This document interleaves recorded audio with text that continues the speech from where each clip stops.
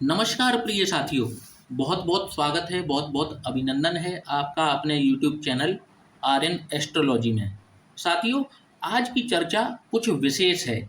आज हम बात करने जा रहे हैं ऐसे ग्रह के बारे में जिसका कलयुग में बड़ा ही इम्पैक्ट है, बड़ा ही प्रभावशाली ये ग्रह है और इसको कलयुग का राजा भी कहा जाता है। साथियों, इससे पहले कि हम चर्चा अपनी शुरू करें, पहले जान लेते हैं कि आखिर हम किस ग्रह के बारे में बात कर रहे हैं और ये ग्रह आखिर इसकी उत्पत्ति हुई कैसे। साथियों, पौराणिक कथाओं के अनुसार एक दैत्य हुआ करता था जिसका नाम था स्वरभानु।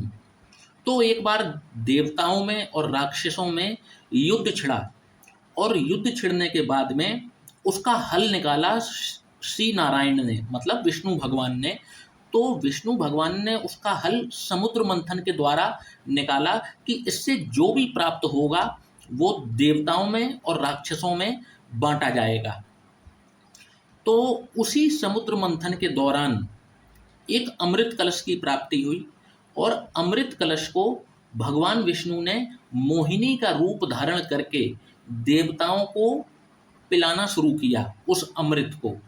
ये सब चीज जो है वो स्वरभानु देखता रहा, जो दैत्य था वो देखता रहा और अपना भेष बदल करके देवताओं की पंगत में जाकर के बैठ गया।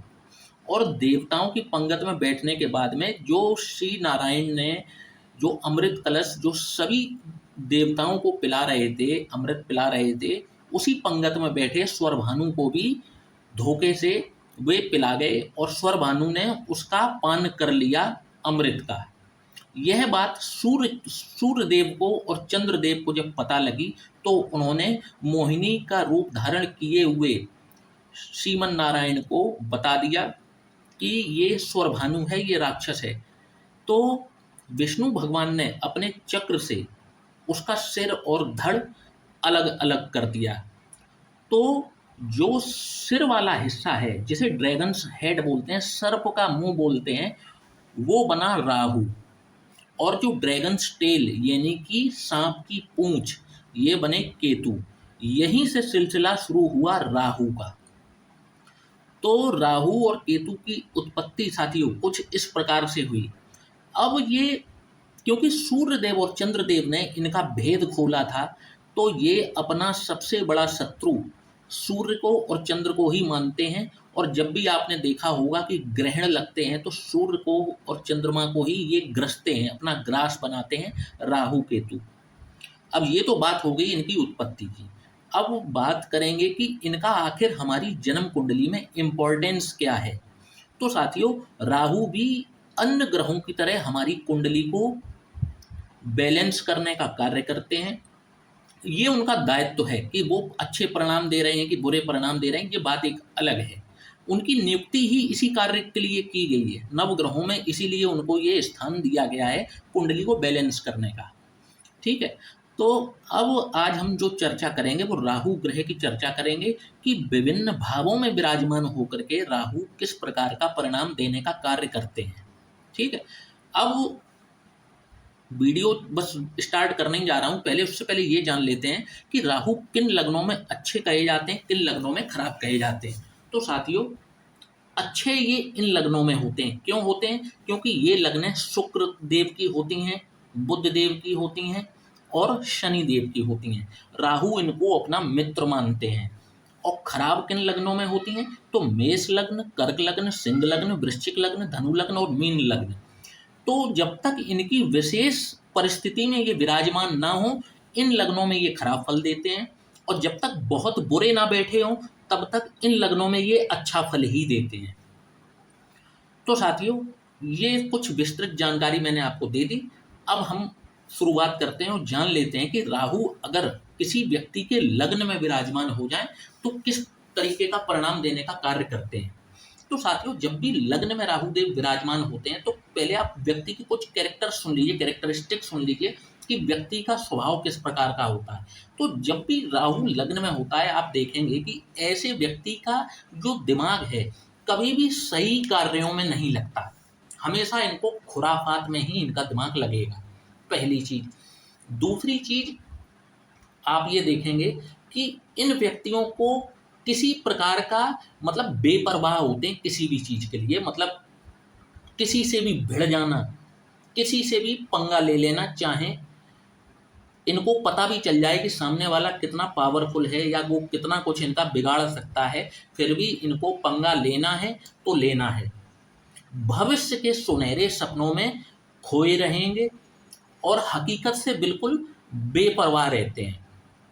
यहाँ पर बैठा हुआ राहु इनको दिशा भ्रमित जीवन में अवश्य करता है, और जब भी राहु की महादशा इनको प्राप्त होती है तो आप देखेंगे कि इनको ये दिमागी तौर पर, मानसिक तौर पर अत्यंत पीड़ित करने का कार्य करते हैं। और यदि खराब लग्नों में अगर यहाँ पर विराजमान है, अगर आपकी लग्न इनमें से कोई एक है और राहु आपके लग्न में विराजमान है और राहु की आपको महादशा लग गई है, तो आपको राहु की शांति नितांत करवा ही लेनी चाहिए, क्योंकि ये महादशा आपके लिए काटनी मुश्किल पड़ सकती है।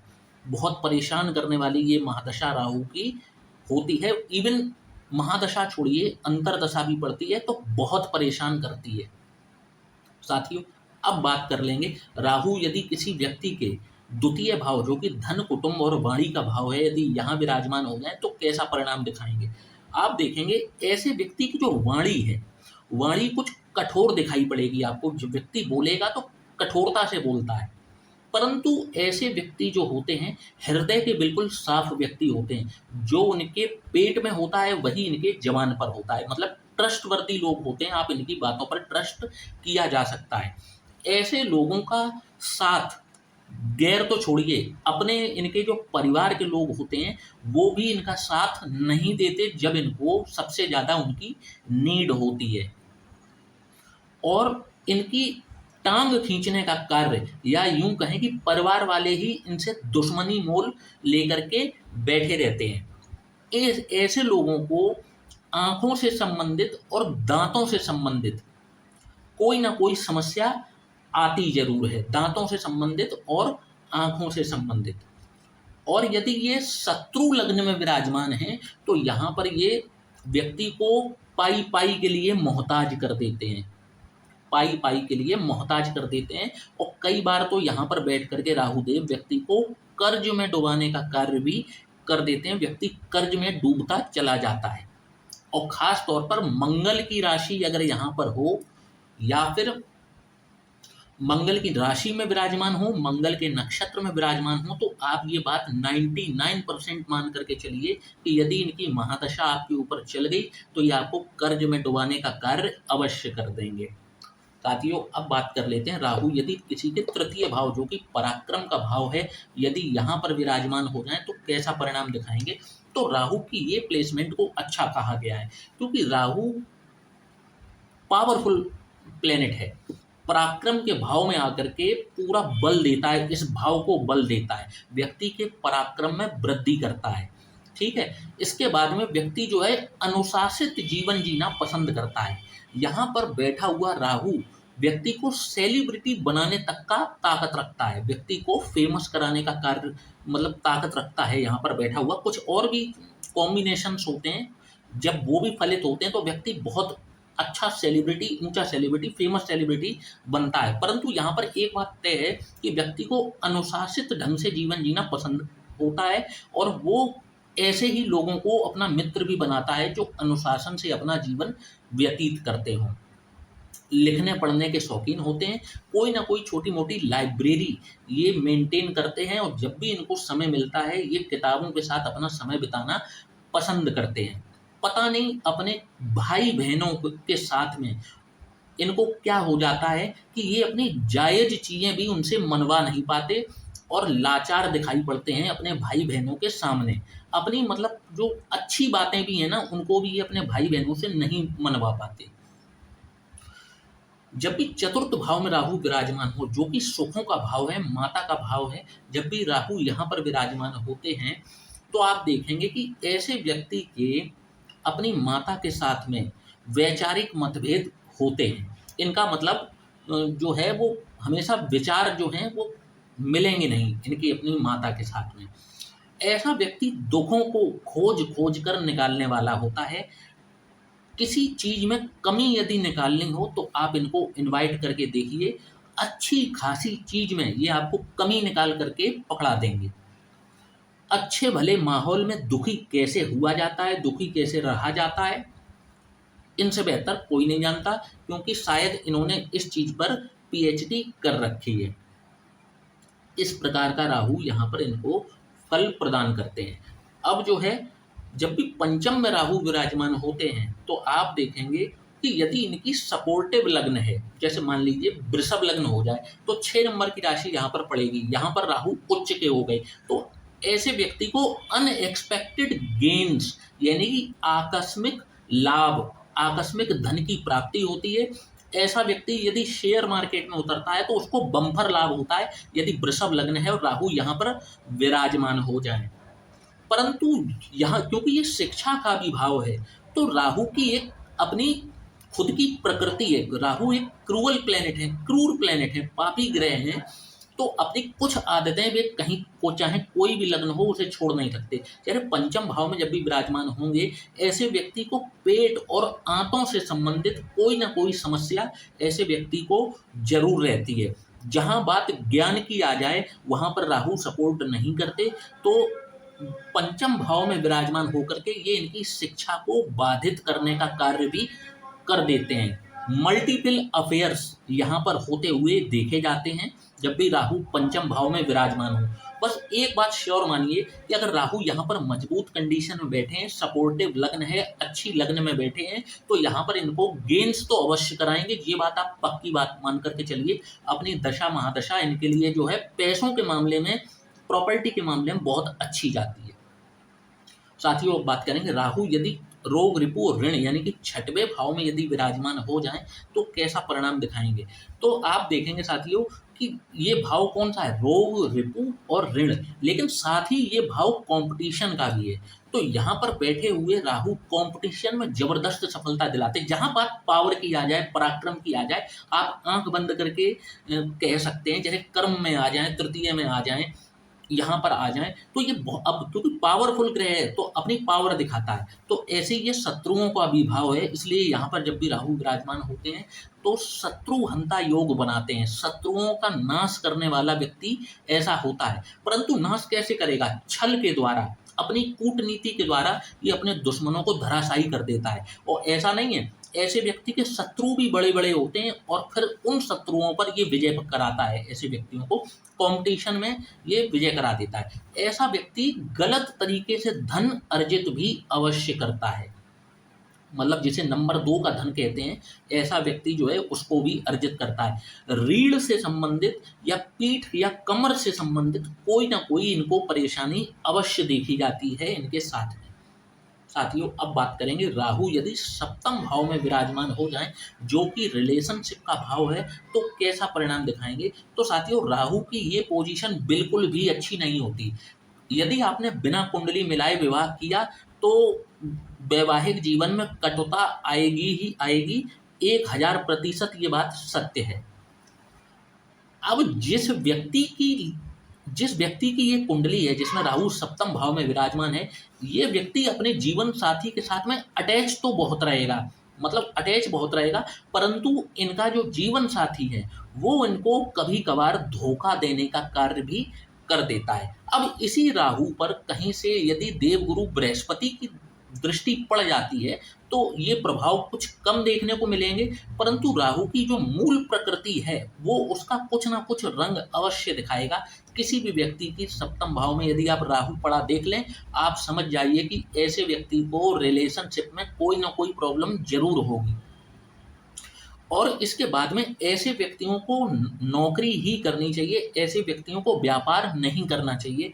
यदि ये व्यापार करना चाहते हैं तो एक बार अपनी कुंडली का विश्लेषण अवश्य करा लें कि और कंडीशन यदि फुलफिल हो रही हैं तब तो व्यापार को कंसीडर कर सकते हैं, वरना ऐसे व्यक्तियों को नौकरी ही करनी चाहिए। नौकरी में ही इनको अच्छी तरक्की प्राप्त होती है, इनको बिजनेस नहीं करना चाहिए। जब भी अष्टम भाव में राहु विराजमान होते हैं तो आप देखेंगे कि ऐसा व्यक्ति चाहे आपको बाहर से कितना भी मजबूत दिखाई पड़े, कितना भी गठीला बदन ऐसे व्यक्ति का क्यों ना हो, परंतु अंदर से वो व्यक्ति को कई रोग घेरे होते हैं, छोटे बड़े कई रोग ऐसे व्यक्ति को घेरे होते हैं। और अष्टम राहु हो और व्यक्ति के ऊपर राहु की महादशा चल जाए तो ये व्यक्ति को बिल्कुल लपेट के रख देती है। मानसिक रूप से ऐसे व्यक्ति से अगर पूछा जाए कि नर्क किसे कहा जाता है, तो आप इनसे पूछ लेना, जब इनके अष्टम में राहु विराजमान हो और इन पर महादशा चल रही हो तो इनसे पूछेगा नर्क किसे कहा जाता है, तो ये बताएंगे कि धरती पर ही नर्क है।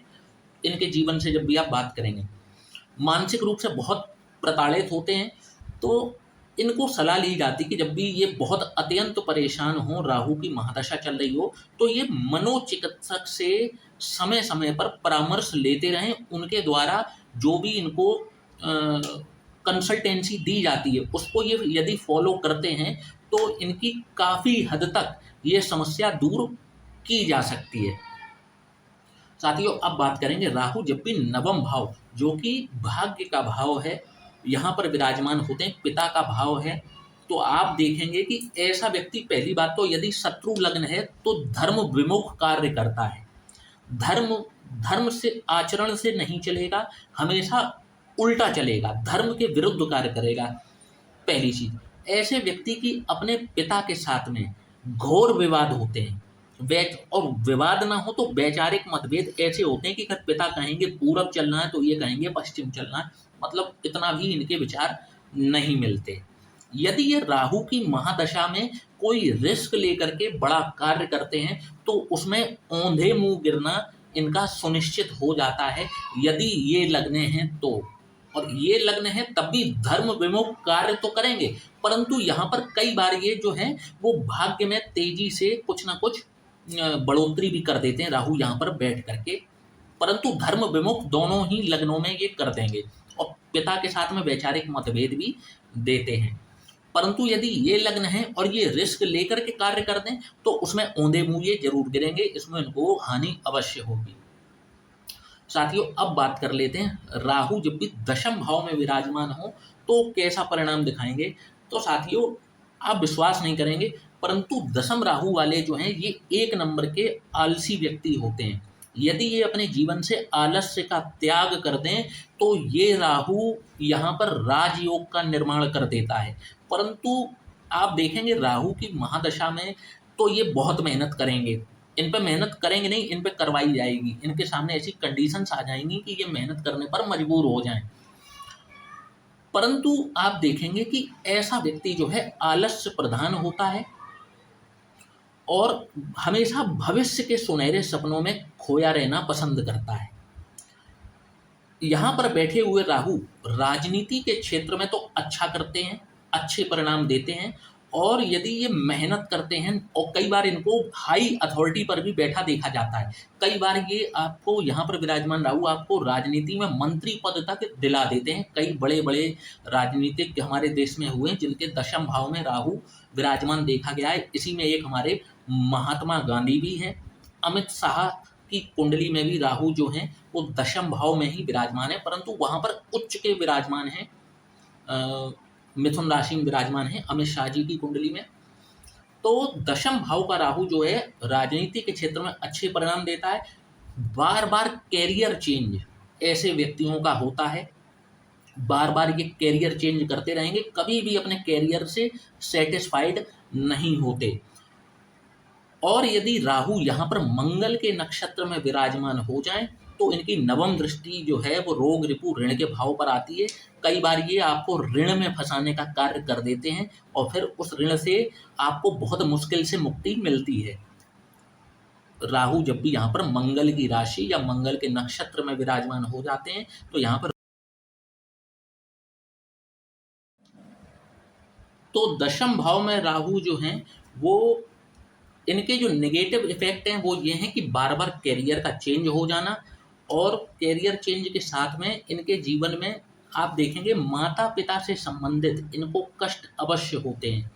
माता पिता का या तो जीवन संघर्षपूर्ण होता है या फिर माता पिता जो हैं वो कुछ खास जीवन में इनके पिता नहीं कर पाते, गरीबी देखते हैं और वो गरीबी का कुचक्र इनको भी घेरता है जीवन में। परंतु यदि ये मेहनत करना ना छोड़ें तो ये शिखर पर भी अवश्य पहुंचते हैं। यहाँ पर बैठे हुए राहु अत्यंत पावरफुल हो जाते। केंद्र स्थानों में सबसे पावरफुल हाउस होता है दसम हाउस, और दसम भाव में सबसे पावरफुल हाउस में राक्षसों की सेना के सेनापति आगे विराजमान हुए हैं। ऐसा व्यक्ति को अपनी पावर पहचाननी चाहिए, आलस्य का त्याग करना चाहिए और मेहनत का साथ नहीं छोड़ना चाहिए। तो ऐसा व्यक्ति टॉप पोजीशन पर पहुंचने से ऐसे व्यक्ति को कोई भी नहीं रोक सकता।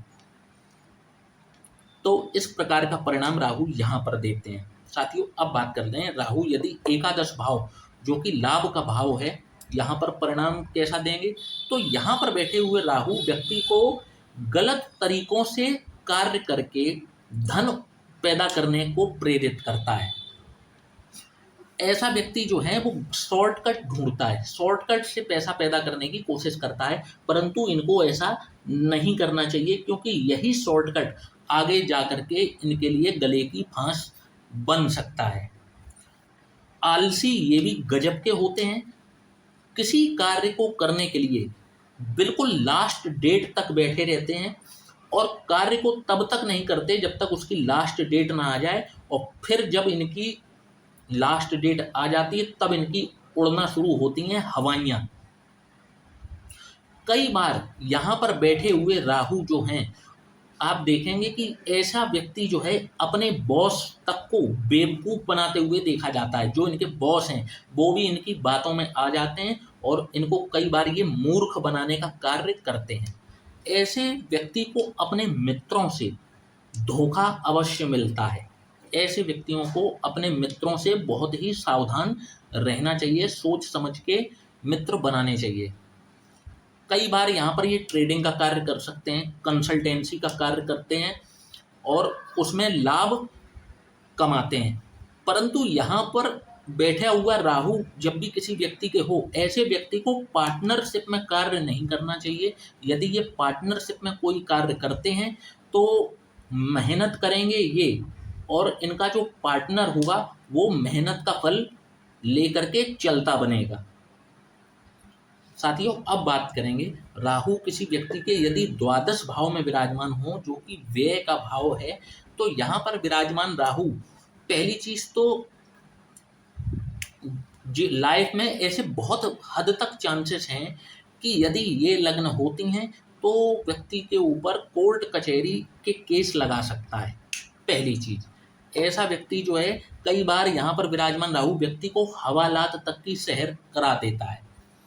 पहली चीज, ठीक है। इसके बाद में राहु यहाँ पर बैठा हुआ राहु यदि व्यक्ति विदेश जाकर के रहने लगे, क्योंकि ये राहु यही चाहता है, यदि ये व्यक्ति विदेश में जाकर के रहने लगता है तो इसको लाभ मिलता है, विदेश में ये नाम कमाता है। ऐसा व्यक्ति यदि द्वादश भाव में राहु जिसके विराजमान हो, कई बार राहु यहाँ पर विराजमान होकर जो है व्यक्ति को ऋण के कुचक्र में फंसाने का कार्य कर देता है।